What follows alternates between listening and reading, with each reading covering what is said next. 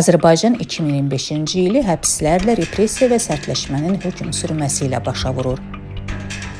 2025-ci ildə Azərbaycan beynəlxalq təşkilatların siyahılarında bütün sahələr üzrə geriləyərək sonuncu sıralardakı yerini möhkəmlədir.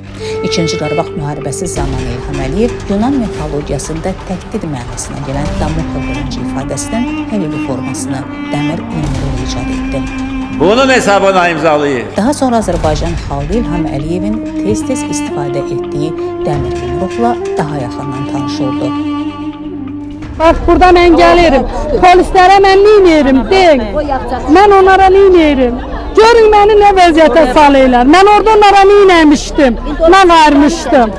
Hansı ki o yumruq dəfələrlə jurnalistlər, siyasətçilər, hüquqşünas və hüquq müdafiəçilərinin başına indirildi. Müharibədən sonraki dövrdə artan güc müstəqil media, müxalifətə və onsuz da sıradan çıxmış vətəndaş cəmiyyətinə yönəldi.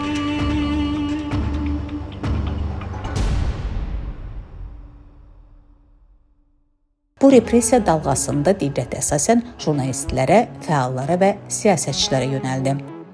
Lakin 2025-ci ilin başqa bir qaranlıq reallığı da var ki, demək olar ictimai müzakirələrdən kənarda qaldı. Sülh şəraitində döyüş meydanından uzaqda həyatını itirən hərbi qulluqçular, dövlətin dəmir yumruq ritorikası fonunda ordunun daxilində baş verən ölümlər.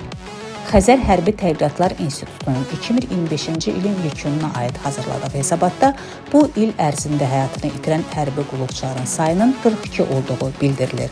Diqqəti çəkən məqam ondadır ki, öncəki illərlə müqayisədə bu il ölən hərbi qulluqçuların hamısı qeyri-döyüş şəraitində həyatlarını itiriblər. Ölən hərbi qulluqçulardan 7 nəfəri qəza nəticəsində, 12 nəfər müxtəlif növ xəstəliklər, 7 nəfər bədbəxt hadisə, 2 nəfər mina partlaması nəticəsində həyatını itirib. 10 nəfər hərbi qulluqçunun intihar etdiyi, 2 nəfərin isə qeyri-qanuni münasibətlər nəticəsində həyatını itirdiyi bildirilir. İntihar və xəstəlik nəticəsində həyatını itirən hərbi qulluqçuların sayı ötən ilki göstəricilərlə eyni qalıb. Bəs görəsən orduda bu qədər intihar halları niyə yaşanır? Bu hallar yetərincə araşdırılır, yoxsa dövlət qurumları bu halların araşdırılmasında maraqlı deyil? Xəzər Hərbi Tədqiqatlar İnstitutunun rəhbəri Cəsur Sümərinli Meydan TV-yə verdiyi açıqlamada bildirir ki, əsas problemlərdən biri orduda baş verən halların araşdırılması üçün informasiyaların açıqlanmamasıdır. Bəzi hallarda rəsmi qurumlar tərəfindən, xüsusilə də Müdafiə Nazirliyi və Dövlət Səhiyyə Xidməti tərəfindən təsdiqlənməsi halında müəyyən gecikmələr olur və yaxud da ümumilikdə həmin müvafiq dövrdə olmur. Bəzən bu təsdiqləmə halları bir neçə ildən sonra baş verir. Hansısa məhkəmə qərarı ilə müəyyən şəxsin cəzalandırılması məsələsindən sonra bilirik ki, belə bir hadisə təsdiqini tapıb və yaxud da bəzən elə olur ki, hadisənin üstündən 2-3 il keçib, həmin statistika misal üçün bizdə yoxdur, yəni ölüm faktı bizdə yoxdur və biz onu sonradan əlavə edirik statistika hallarına, faktlarına. Ekspert bildirir ki, orduda zidavşina, yəni qeyri-qanuni münasibətlər hələ də qalmaqdadır. Bu da onu göstərir ki, ordunun idarə edilməsində, qanunvericiliyin tətbiqində, hərbçilər arasında münasibətlərin qaydaya qoyulması prosesində ciddi problemlər mövcuddur. Bunu hər bir insan söyləyə bilər, ordu ilə bağlı hər hansı bir təması olan bir şəxs deyə bilər ki, Azərbaycan Silahlı Qüvvələrində yerliçilik halları qalmaqdadır. Zabitlərin öz vəzifə səlahiyyətlərindən istifadə edərək, deməli, tabiətçiliyində olanlara qarşı qeyri-zorakı əməlləri həyata keçirməsi halları mövcuddur. Eyni zamanda da təkcə bu zabitlərin öz tabiətçiliyində olanlar deyil, əsgərlər arasında da bu münasibətlərdə bu qeyri-qanuni əməllər mövcuddur. Daha çox belə deyək, arxalı olan əsgərlərin arxası olan əsgərlərə qarşı hansısa bir formada təzyiqləri, təhdidləri və təhqirləri mövcuddur və bir çox itkilər də məhz bu səbəbdən baş verir. Xüsusilə də intihar halları bu səbəbdən baş verir. Orduda hərbçilərin ölüm hallarının səbəbləri arasında əsas olanı zidavşina olsa da, ekspert bildirir ki, bu halların yaranmasının bir başqa səbəbi də ordudakı korrupsiya və rüşvətxorluq hallarıdır. Bəs görəsən bu halların qarşısının alınması üçün hansı addımlar atılıb və yaxud atılmaqdadır?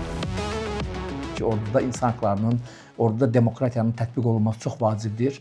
Hərbçilər əskərdən tutmuş generala qədər hər biri öz hüquqlarını bilməlidir. Hər hansısa bir zorakılığa məruz qaldıqları zaman, o zaman özlərini necə müdafiə etməkləri ilə bağlı bir baxışları olmalıdır, bir ideyalar olmalıdır, planları olmalıdır və bu şəffaflıq təmin olunmalıdır və ordu daxili xəbərləşmə sistemi, yəni ki, əsgərin başına bir iş gəldiksə, onu yuxarı rəhbərə çıxdırma prosesi intensivləşdirilməlidir. Əlbəttə ki, qaynar xəttlər yaradılıb və s. atılıb, amma bunlar indiyə kimi göründüyü kimi hər hansı bir ciddi dəyişikliyə gətirib çıxartmayıb. Əsgərlərin problemləri qalır, onlar hələ də zorakılıqla üzləşirlər və bu baxımdan hesab edirəm ki, əsgərin problemini öyrənən bir struktur formalaşdırılmalıdır ordu daxilində. Bu əsasən mülklərdən ibarət olmalıdır bu struktur. Yəni burada hər hansı bir hərbi nəzarət, hərbi tabeçilik, hərbi asılılıq münasibətlərindən kənar strukturdan söhbət gedə bilər. Onlar heç bir şeydən qorxmalı deyillər, çəkinməli deyillər. Onlar baş verən prosesi deməli ictimaiyyətə asılamalıdırlar və yaxud da ordu daxili proseslərdə bu barədə ciddi müzakirə aparmalıdırlar. Ölkə rəhbərinə çatdırmalıdırlar vəziyyətlə bağlı prosesləri.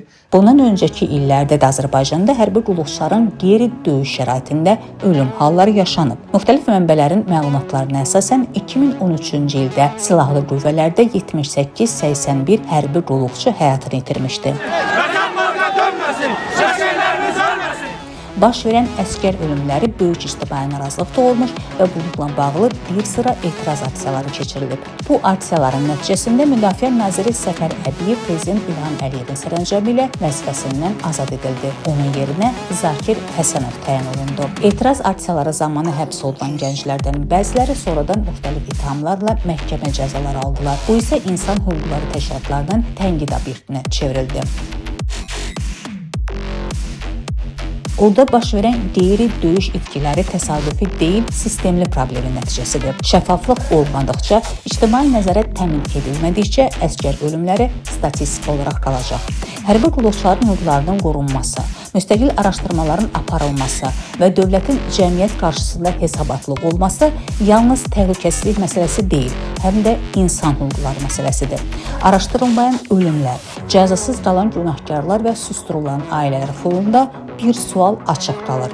Bu ölkədə insan həyatı doğrudanmı dəyərsizdir, yoxsa bu səssizlik də siyasətin bir parçasıdır?